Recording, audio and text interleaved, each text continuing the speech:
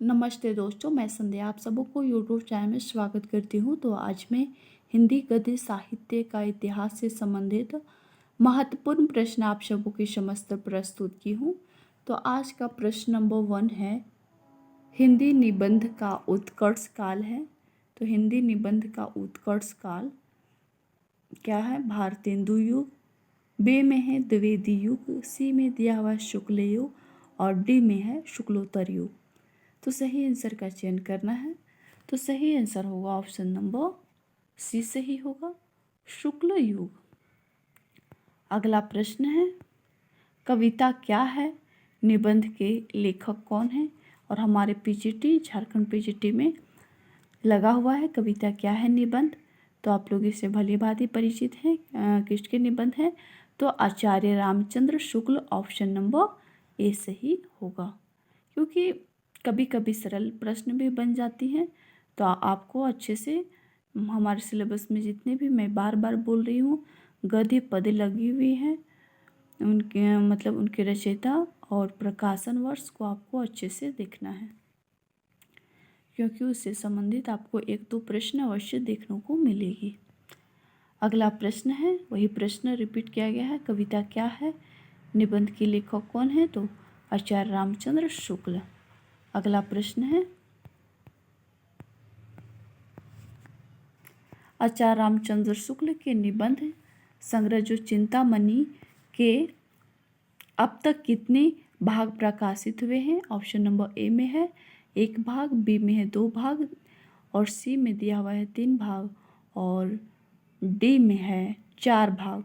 तो सही आंसर का चयन करना है। तो सही आंसर होगा ऑप्शन नंबर सी सही होगा, चिंतामणि अब तक 3 भाग में प्रकाशित हुए। ऑप्शन नंबर सी सही होगा। अगला प्रश्न है, आचार्य रामचंद्र शुक्ल के निबंध संग्रह का नाम है। इनमें से कौन सी जो निबंध संग्रह है वह आचार्य रामचंद्र शुक्ल का है? तो सही आंसर होगा ऑप्शन नंबर ए सही होगा, चिंतामणि। और ये सब जो 3 रचनाएं हैं, झरना, आंसू और कामायनी, ये सभी जयशंकर प्रसाद की रचनाएं हैं। अगला प्रश्न है, चिंतामणि किस निबंधकार का महत्वपूर्ण निबंध संग्रह है? तो आचार्य रामचंद्र शुक्ल होगा, ऑप्शन नंबर ए सही होगा। अगला प्रश्न है, धर्म की रसात्मक अनुभूति का नाम भक्ति है। उक्त कथन आचार्य शुक्ल के किस निबंध का अंश है? ऑप्शन नंबर ए में है श्रद्धा और भक्ति, बी में है मानस की धर्म भूमि, सी में दिया हुआ है लोभ और प्रीति और डी में है कविता क्या है? तो सही आंसर होगा ऑप्शन नंबर बी सही होगा, मानस की धर्म भूमि। ऑप्शन नंबर बी सही होगा। अगला प्रश्न है, सुलोचना निबंध संकलन है किनका है? रामचंद्र शुक्ल, भारतेंदु हरिश्चंद्र, बालकृष्ण भट्ट, जैनेन्द्र कुमार। तो सही आंसर होगा ऑप्शन नंबर बी सही होगा, भारतेंदु हरिश्चंद्र का निबंध है। ऑप्शन नंबर बी सही होगा। अगला प्रश्न है, अशोक के फूल निबंध किसके हैं? महादेवी वर्मा, हजारी प्रसाद द्विवेदी, रामधारी सिंह दिनकर या नागार्जुन। तो सही आंसर होगा ऑप्शन नंबर बी सही होगा, हजारी प्रसाद द्विवेदी का निबंध है। ऑप्शन नंबर बी सही होगा। और हजारी प्रसाद द्विवेदी के कौन कौन सा निबंध है आपको अच्छे से याद करना है। कुटज, विचार प्रवाह, नाखून क्यों बढ़ते हैं, देवदास। तो ज़्यादातर आपको याद करना है नाखून क्यों बढ़ते हैं, कुटज, कल्पलता, आलोक पर्व, ये सभी महत्वपूर्ण है। अगला प्रश्न है, अशोक के फूल निबंध के रचयिता कौन है? तो वही प्रश्न रिपीट किया गया है। तो ऑप्शन नंबर ए सही होगा, हजारी प्रसाद द्विवेदी द्वारा रचित है। ऑप्शन नंबर ए सही होगा। अगला प्रश्न है, हजारी प्रसाद द्विवेदी को कौन सा निबंध संग्रह इनमें से जो निबंध है, इनमें से कौन सा जो निबंध है वे हजारी प्रसाद द्विवेदी का है? अशोक के फूल, कुटज, कल्पलता, उपयुक्त सभी। तो सही आंसर होगा ऑप्शन नंबर डी सही होगा, उपयुक्त सभी।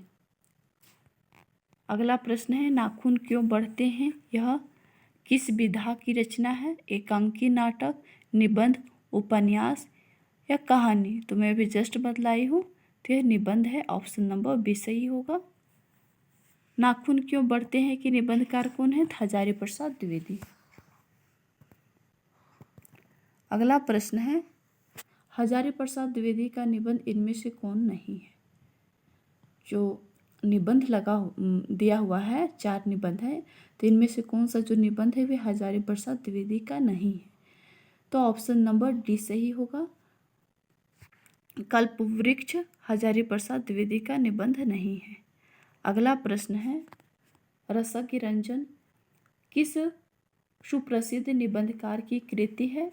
तो सही आंसर होगा ऑप्शन नंबर डी सही होगा, महावीर प्रसाद द्विवेदी का।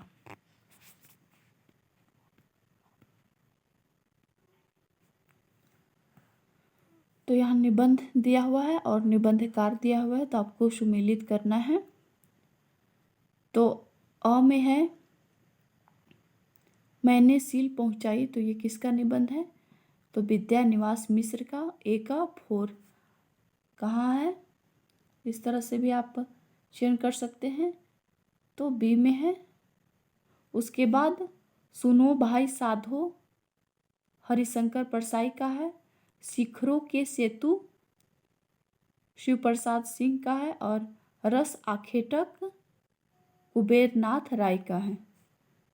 तो इस तरह से आपको मिलान करना है और सभी जितने भी यहाँ निबंधकार दिया हुआ है, खास करके आपको विद्यानिवास मिश्र, कुबेरनाथ राय और हरिशंकर परसाई, ये 3 निबंधकार को आपको अच्छे से याद करना है, क्योंकि इससे संबंधित आपको प्रश्न अवश्य देखने को मिलेगी। अगला प्रश्न है निम्नलिखित में से कौन सा जो कथन है वे असत्य है? ऑप्शन नंबर ए में है मन पवन की नौका कुबेरनाथ राय का निबंध है। बी में है विचार और वितर्क हजारी प्रसाद द्विवेदी का है। सी में दिया हुआ है कौन तू फुलवा बिनन हारी विवेकी राय का निबंध है। और अगला प्रश्न है डी में है चंद्रधर शर्मा गुलेरी जो द्विवेदी युग के निबंधकार हैं। तो इसमें असत्य कथन का चयन करना है। इनमें से कौन सा जो असत्य कथन है उसका, तो सही आंसर होगा ऑप्शन नंबर सी सही होगा। अगला प्रश्न है तो कौन तू फुलवा बिनन हरि ये विद्यानिवास मिश्र का निबंध है। अगला प्रश्न है बसंत आ गया पर कोई उत्कंठा नहीं शीर्षक निबंध के लेखक कौन है? बाल मुकुंद गुप्त, प्रताप नारायण मिश्र, विद्यानिवास मिश्र या इनमें से कोई नहीं। तो सही आंसर का चयन करना है। तो सही आंसर होगा ऑप्शन नंबर सी सही होगा, विद्यानिवास मिश्र का निबंध है, ऑप्शन नंबर सी सही होगा। अगला प्रश्न है मेरे राम का मुकुट भीग रहा है किसका ललित निबंध संग्रह है? रामवृक्ष वेणीपुरी, कुबेरनाथ राय, विद्यानिवास मिश्र या हरिशंकर परसाई। तो सही आंसर होगा ऑप्शन नंबर सी सही होगा, विद्यानिवास मिश्र का निबंध है। अगला प्रश्न है कौन सा ललित निबंधकार इनमें से नहीं है?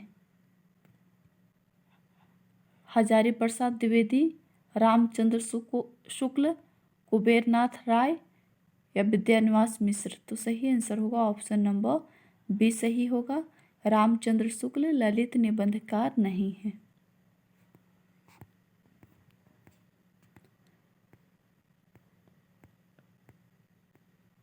अगला प्रश्न है